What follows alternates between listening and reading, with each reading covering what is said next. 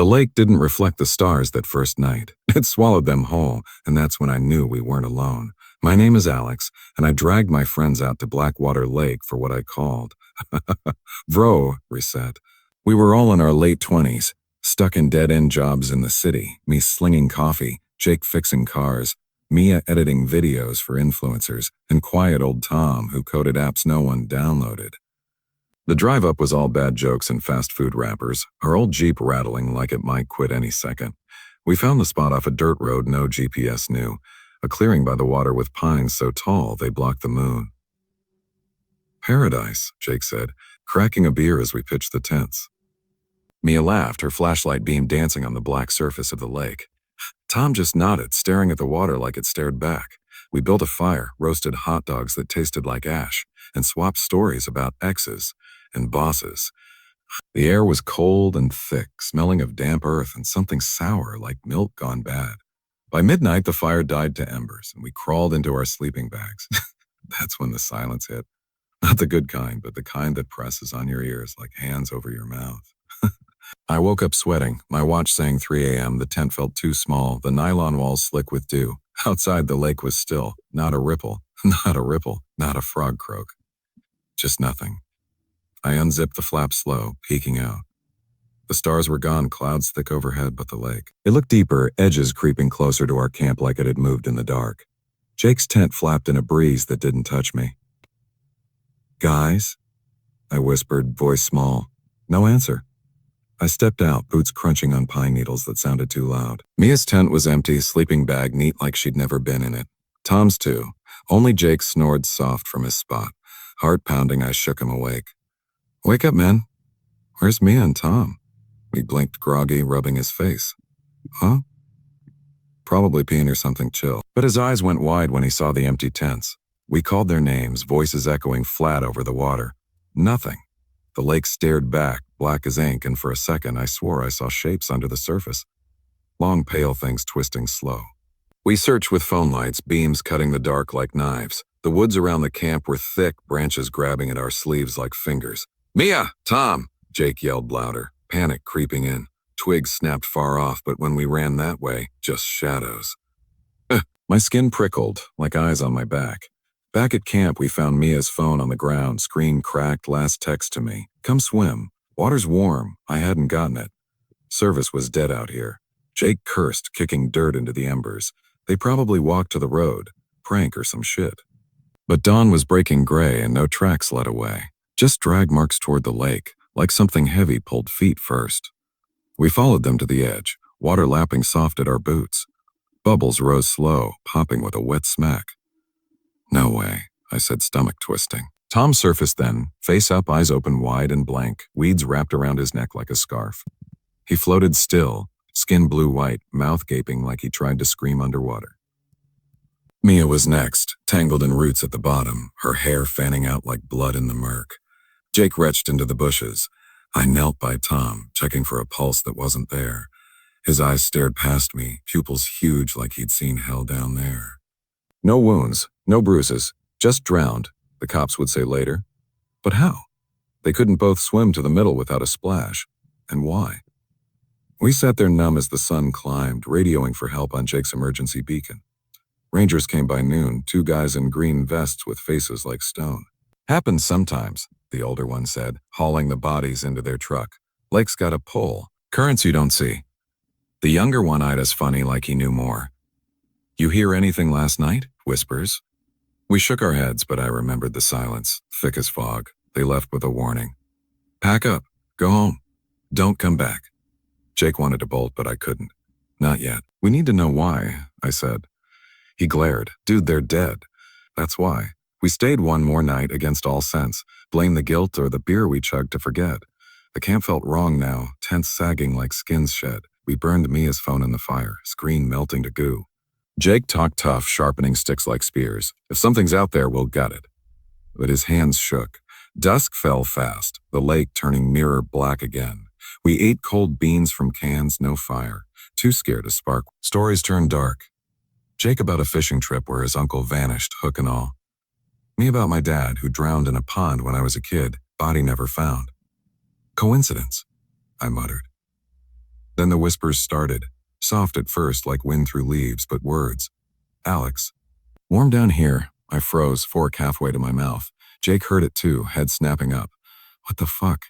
The voices layered, Mia's laugh mixed with Tom's low mumble pulling from the water. Come swim, forget the pain. We backed away, backs to the trees, hearts hammering. The lake bubbled, shapes rising, hands, faces, pale and pressing against the surface from below, fingers scraping glass you couldn't see. We ran for the Jeep, but the engine coughed dead. Battery drained, lights flickering like a bad bulb. Sabotage? Jake hissed, popping the hood. Wires chewed like teeth marks, the whispers chased us, circling the camp, names twisting into pleas. Alex, you left us cold up there. Mia's voice clearest, angry now. Why didn't you come? I flashed back to her text, the one I missed. Guilt hit like a wave. Had I checked my phone?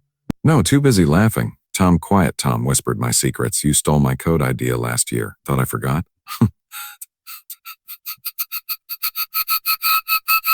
Jake swung his stick at shadows, yelling curses. Something brushed my leg, cold, slimy, gone when I looked. We barricaded in my tent, zippers sealed, breaths loud in the dark. The ground shook soft like footsteps underwater. I clutched Mia's necklace, the one she'd left by the cooler. Hours dragged, whispers fading to hums, then silence again. Morning came with fog rolling off the lake, thick as smoke.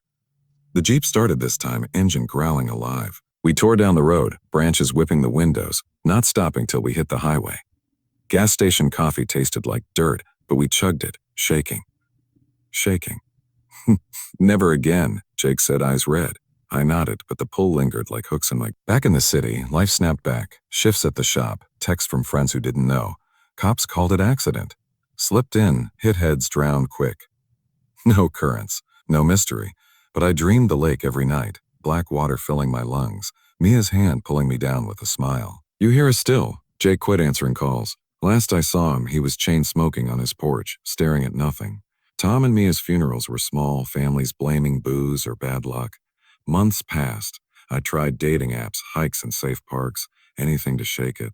But the whispers followed, faint in the shower drain, the hum of the fridge. Alex, the city's cold. Come home. One night, scrolling old photos, I found a video from the trip. Me by the fire, laughing. In the background, the lake rippled wrong, a shape-breaking surface, tall and thin, watching. I deleted it, but sleep wouldn't come. Work suffered. Boss sent me home early. You look like death, kid. That's when the news hit. Another group at Blackwater, 3 missing, lake search clean. Rangers sealed the access road. Dangerous undertow, the article said. I drove up anyway, past barricades, parking hidden in the trees. The clearing was overgrown, tents gone, but the lake waited, still as glass. I stood at the edge, boots sinking in mud. Fog curled low, whispers rising like steam. Alex, you came back. Good boy. Good boy. Faces pressed below dozens now, pale and pleading, mouths moving in sync. Mia's eyes locked mine, green and forgiving. Swim with us. In the cold. The water lapped my toes, warm as blood. I stepped in, pants soaking quick, the bottom soft like flesh giving way. Deeper, chest high, whispers turning to songs, old campfire tunes, twisted wrong. Shapes circled, hands brushing my legs, gentle pulls. Join the family, no more alone. Panic hit late, lungs burning as I thrashed for shore. But the lake held, currents invisible, dragging me center. I saw them then, full forms rising, hikers from years back, faces bloated but smiling, arms open, my dad among them, hand out. Sun, finally. I broke surface, gasping, somehow on the bank, mud caking my face. Coughing water that tasted of salt and secrets. The sun was high, hours lost. I ran for the Jeep, engine turning first try. Back home, I burned everything. Boots, clothes, Mia's necklace melting in the sink. Quit my job, move south, beaches instead of woods. But the whispers stay, and the waves, the rain. The ocean's just another lake, deeper. Last week, Jake texted, heard it in the shower. You? I didn't reply. The pull grows, warm and waiting. One night soon, I'll drive north again. Not to fight. To swim, the drive back that first morning was hell.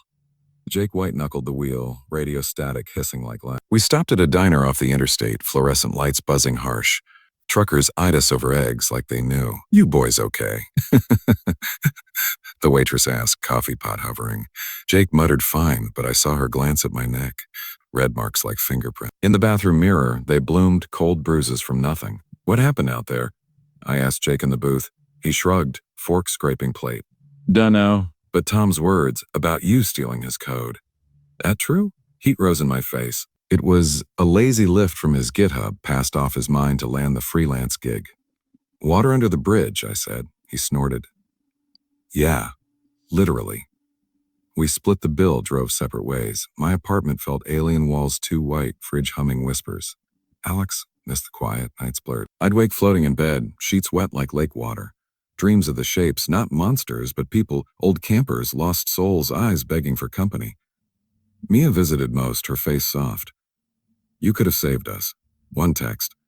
Guilt festered and on my... I researched Blackwater online, forums popping with ghost stories. The Silent Lake, they called it. Legends of loggers in the 1800s, dammed the river wrong, drowned a village downstream. Ghosts hungry for the living, pulling them under to share the dark. One post chilled, they whisper your sins first, then your name, Tom's code theft, Mia's ignored text. My faults, voiced from the deep. Jake called once, voice slurred. It's in the pipes, man. Mia's laugh in the drain. Click, gone quiet after. Click on quiet after. I tried therapy, spilling to a doc with kind eyes and a notepad. Grief manifests, she said. Pills for sleep, but they turned dreams vivid. Me sinking slow, lungs filling with memories. Dad's face clearest, his last words before the pond. Don't follow, but the pull one. I packed a bag, drove north under full moon. Barricades down, road open like invitation. Camp was wild now, pines leaning in, lake wider, edges lapping old fire ring. I pitched alone, fire small and mean. Whispers greeted, welcome home, Alex. Shapes danced below, more faces. Jake's uncle, a girl from the news. I stripped, waded in, water hugging like old friend. Warm, yes. Deeper chest, neck. Voices chorus, tell us your story. I did, sins spilling with bubbles. Sheets on tests, the time I let a friend take the fall for a wreck. Hands guided gentle down to the bottom, soft mud bed. Light faded, but peace came. No cold, no pain. Just company, eternal. Up top they find my tent note. Sorry, joining the quiet. Lake still, stars swallowed again. Whispers wait for the next reset, the next bros chasing vibes. Come swim, it's warm.